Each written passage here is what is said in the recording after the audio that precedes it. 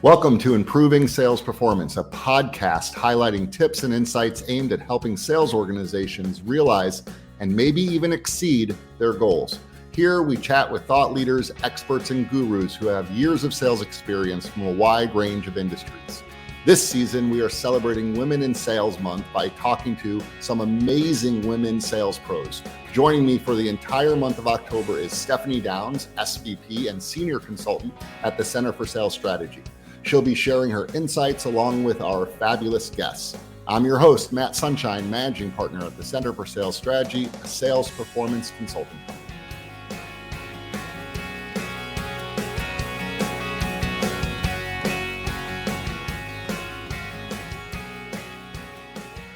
We're so proud to be celebrating Women in Sales Month. For all of October, we have an amazing slate of women sales leaders who will be sharing their unique insights, from offering advice for sales managers new or more experienced to discussing the anticipated landscape of sales in years ahead.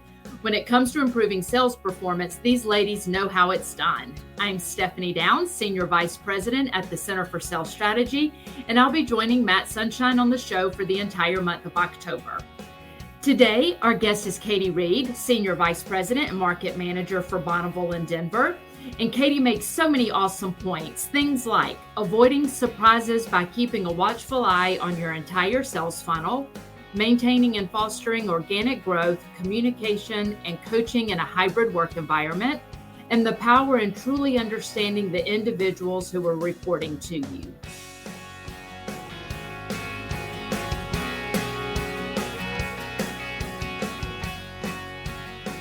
All right, let's jump in. I know, Stephanie, you and I have we have a pretty good list of questions. I'm excited to get to this. I'll let you take it from here. Okay, perfect. Okay, so Katie, when you look at the just overall sales organization or the sales department specifically, tell me a few things that you look at on a regular basis to know if you're on track or not, or if the team's on track or not, I should say. Yep. So here's what I always say. I like to keep it simple. And so there are just certain things that we continue to look at, and that is your key account growth. What are the key accounts doing? And of course, from there, these days, it's attrition. Yeah. What is that attrition number? Then you got to look down to your target account and new business. What are those stats? And I just don't mean the revenue regarding target account. I think this is where people can get off track. And that is literally if somebody doesn't have target account revenue, but then how many accounts are they working on and where are they in the funnel? It's not just the end results, but everything happening to get to the end result. Right. And then the big one, I think these days more than anything, because you've seen such swings, is category growth and or decline. Yeah. What is happening, what's emerging and what's deteriorating really. Yeah. Yeah. And we've seen that pretty significantly over the last couple of years of different categories that are emerging and the ones that are going away. And comment/question on the new business. You were saying that you look at it at different stages, right? I mean, you look at how many new accounts are top of the funnel or leads coming into the funnel, how many are in the middle, how many are at the bottom. Did I state that generally the right way? Because I think to me what it is not being surprised. So if you don't have a bunch of new business that's hitting the books right now, you better know why and where it is then, or when is it coming? And so I think people, and it can go both ways. Maybe you have a ton of new business right now and then there's nothing in the funnel. And so you're about to hit a decline in that area. And so it's really looking at the entire funnel.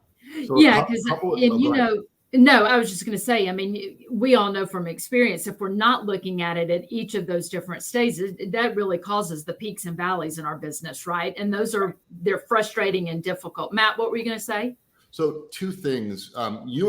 Stephanie, you and I attended a conference last week where there was some call outs from successful veteran salespeople that really pointed to category focus as one of the biggest and best opportunities, the secret sauce, right? Like if you really want to know what I'm doing, I'm focusing on a few categories. I'm going deep.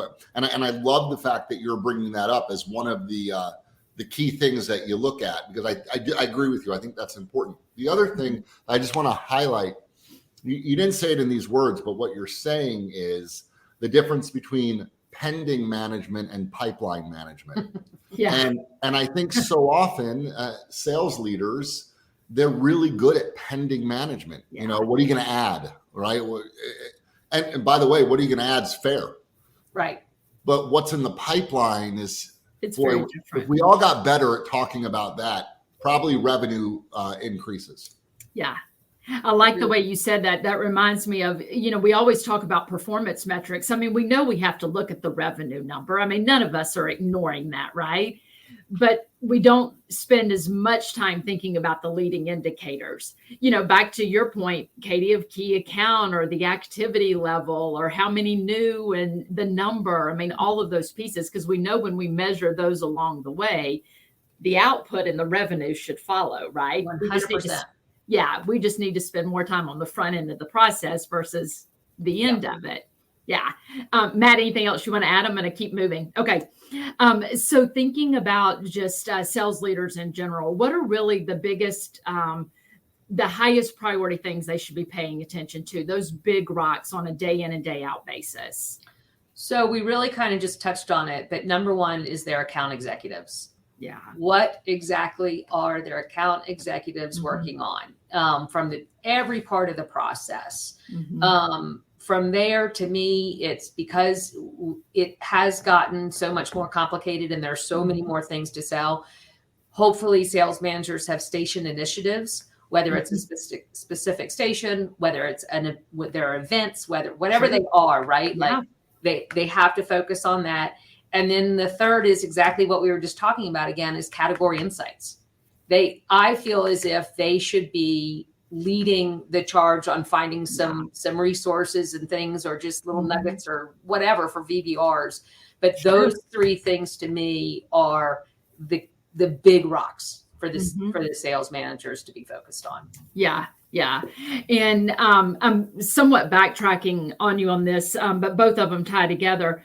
You know, I think a lot of times when we talk about this, we look at it in a one size fits all, or like looking at everybody as a whole. It's really important to do that from an AE by AE analysis, right? Of a deep dive per AE. How many are contributing to the overall cause? Is it one or two, or is it 7 or 8 out of a group of 9 or 10? And looking at it a little bit more in depth. And then your point on them leading the charge with the category focus, it's probably not going to happen if they're not leading the charge, right? I mean, they really have to drive the behavior. Absolutely. And, you know, it goes back to also on your account executives. It's not just knowing, obviously, their strengths and talent, but if you have somebody brand new in versus somebody that's 5 years, 10 years, 15 years, what are the expectations for that seller? Yeah. What are they doing in their day? How are they constructing their day? It's really easy to get sidetracked and, you know, squirrel and head somewhere else. But they have to know what those guys should be focused on and what their big rocks should be every day. Yeah, that we were talking to somebody else earlier and having a very similar conversation about setting very clear expectations. And of course, we laughed and said that could be an entire conversation on its own. But I think onboarding new sellers, we have to have different expectations than what we've had in the past. And they have to be way more defined than they've ever been before. Absolutely. So I'm taking a total sidebar here. Do you find in onboarding new sellers today that it is harder to onboard them and it takes longer or not? I'm curious. 100%. And part of the reason is, and right, wrong, or indifferent, when folks are hybrid, you have just lost a mentor and somebody that they're getting to listen to all the time. And so they're so isolated that they're missing all that. I mean, I go back to my very first sales job. I sat by this woman that was so incredible, and I eavesdropped all the time, and she took me on calls, and we laughed when she got rejected. But all of that was like so organic, and I was a sponge. There is no doubt I was successful because of her. Yeah. They don't have that now. Yeah. Yeah. It's a missing piece. We have to behave as sales leaders. We have to behave differently when we're onboarding. and have a more defined plan and a more structured process and more hand holding, for lack of better words. Yeah. I told our sellers here, because there were lots that didn't want to come back in, quite frankly, for various reasons. And my request was of them, somebody helped you when you started and was sitting next to you. It is kind of your obligation to give back in that and help others grow, whether it's one day a week, but do something to help the new people, just as you were helped, and nobody had to ask that person to do that. Yeah. I mean, we're already starting to touch on the next question I want to ask you about, just how things have changed, in organizations. But when you look back a handful of years and really today and what you envision to come related to sales leaders, how drastically different is that from 3 years ago to today even? It is so much more complicated and sophisticated than it was 3, 5, 10 years ago, right? I mean, you think about it and it makes me snicker now. And this was the CSS rule. Like, if you went out on calls, you were to sit in silence as the manager and coach. Well, you cannot miss that opportunity right now. There's too much competition. There are too many shining objects, right? It is about getting to that next appointment, getting to that next assignment, getting to the close, whatever it is. And so, yes, you've got to define the roles of before going in, but you are way more of a partner than you ever have, because it's just too much, and it's just so complicated. And there are so many pieces. And as I said, competitors that to me, this is everybody's in this together. Yeah. I think you're right, though. I mean, everybody's going to play a role in it. The key is to have the conversation ahead of time of what role you want each person to play. I think that's where the miss happens at time in those scenarios. Well, I'll go one more than that even is, I think you also run a risk of the hot potato being thrown to the managers and then the sellers not learning, and then you can't have the volume. Like, you do have to teach as you go and model, right? Sure. But there are so many resources that will go on a call that you have to really carve out what you want that account executive to do, and every team member. But I do see account executives almost getting a little too quiet and a little too passive, because they're not the experts that maybe your digital specialist is, your digital manager is. And it is a fine line. Yeah. I think that, we've done a bunch of podcasts with various experts like yourself.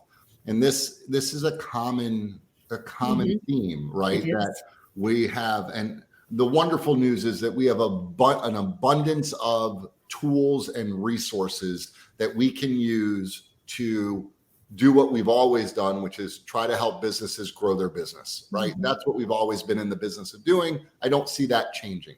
And wow, aren't we fortunate? What we all used to sit around years ago and say, if only we now have. But knowing how to use all of those things, I mean, it really does require a level of expertise. And as soon as we do that, then we swing the pendulum to people being product peddlers and just throwing up product information. And we lose that sense of, and that's a constant balance. And I think you're right, Katie. I like the way you said, and I think it's worth repeating. I like the way you said, you can't have that hot potato, right? I mean, you can't have that. And maybe that is a requirement of some pre-planning. Maybe that's a requirement of some role playing that goes on. And everyone hates those words. Practice. We'll call it practice. It's not role playing. We're just practicing. We're rehearsing. That's right. Not a role play. But I think that's important, because I don't see any slowing down of products coming at us. No. It's no. Something you said in that, Matt, reminded me too, though, about just the kind of the show up and product. throw up, for lack of better words. I think that it got exacerbated over Zoom because we had less time with clients. We had shorter time to make an impact. Where sitting face to face, you usually get a little bit more time. I think that got worse over the last couple of years. I think it's a paradigm shift that we've got to get back into thinking about what the client needs and how can we drive results and get past all of that. Yeah. So Katie, you said complex and sophisticated. So thinking about that related to sales leaders, what do they have to be great at today? Well, they have to be a chameleon for sure. Yeah. But no, you know what? They have to be strategic and they have to be in the trenches. So, and what I mean by that is they have to be able to see the big picture and see the trends. And as I said, be, really understand the categories, but they also have to be able to analyze quickly where their AEs are getting stuck. Where are they good in the process? What is not happening and why? We all know it's not just because they don't want to do it. There's a reason why things aren't happening. And so they really have to be able to understand that. And I think with everything else, they have to keep the AEs focused and motivated, because it is really easy to get sidetracked and you can think you're super busy, but you're not getting anything done. And so that's why I say they have to be in the trenches too, because they have to really understand what the AE is struggling with or not, for that matter. Yeah. They need to be able to make some sort of data-driven decisions related to each individual on the team, because then they can coach to it and train to it and all the obvious things, right? They have to model that behavior. Yeah. And they really do. I think before you could have sales managers that could get away with it and be like, good job, way to go. And there's just, you're not getting anything done with that. You have to be way more in the weeds than you probably did a few years ago. Yeah, absolutely. So if you were giving advice to a new sales leader, say you're onboarding a new sales leader, in Denver, what advice would you give them? So honestly, it would be about, they have to be a marketing expertise. Sure, you have to know your products and you better know them, but more importantly, you better know how they work together.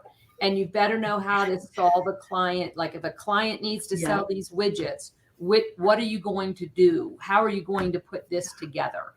So it really is, how does everything work? And then to me, it does go back again, though, to you better understand the individuals that are reporting to you and their talents. How are you going to motivate them? How are you going to remove obstacles when you know they have them? All those things that I think, are still so important, but there's a whole nother piece to this. And it's truly the marketing expertise and what you bring to the table. Yeah, absolutely. Matt, what do you want to add to that? No, it's every once in a while, Katie, you've said things that are they're truth, right? It's like truth. And I just want to call it out, but I think sometimes the manager doesn't realize that their job is to remove obstacles, right? I mean, if you have a very talented, successful salesperson, the best thing that you could do is make life easier for them and remove obstacles so that they can perform at a higher level.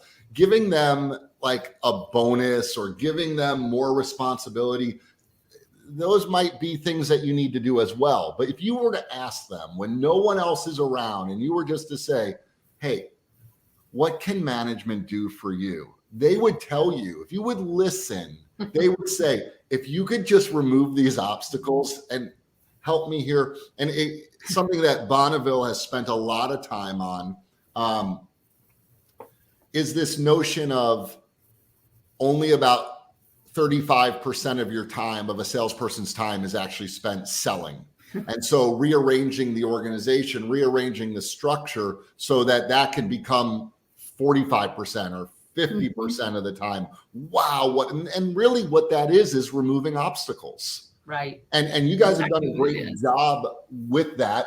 I know it's a constant work in progress. It's not easy.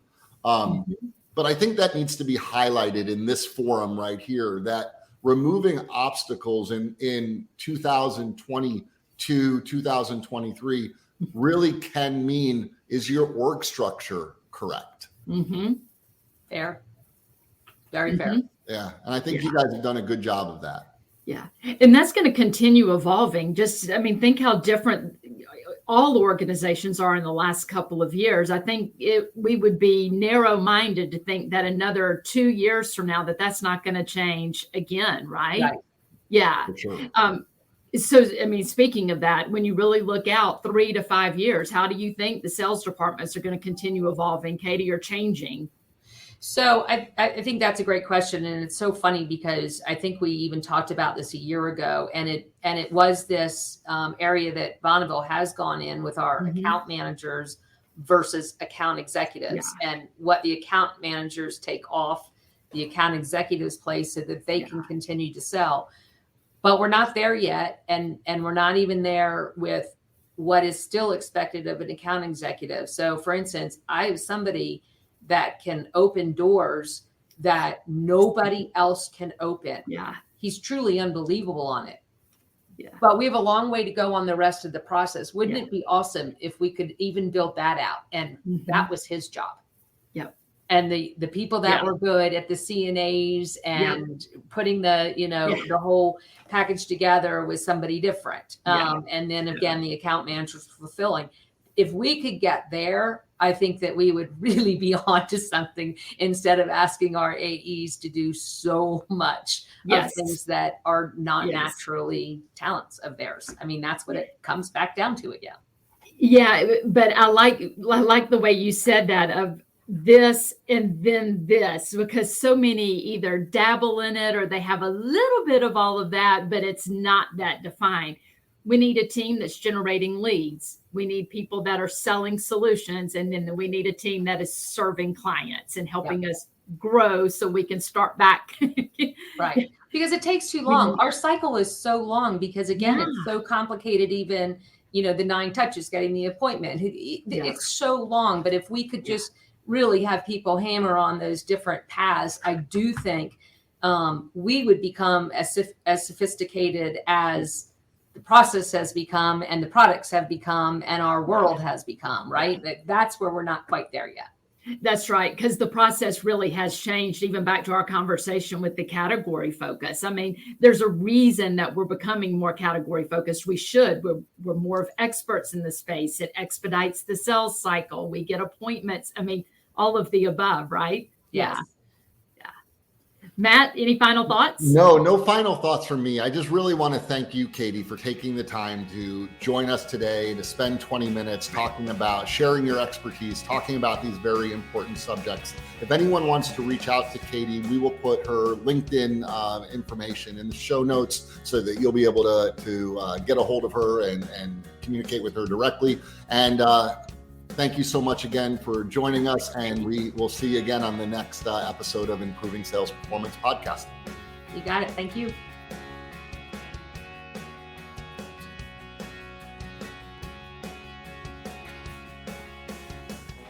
This has been Improving Sales Performance. Thanks for listening. If you like what you heard, join us every week by clicking that subscribe button. For more on the topics covered in the show, visit our website, thecenterforsalesstrategy.com. There, you can find helpful resources and content aimed at improving your sales performance. And if you'd like to connect with any of us, including today's guests, please do. You can find our contact information in the show notes. Until next time, get out there and sell.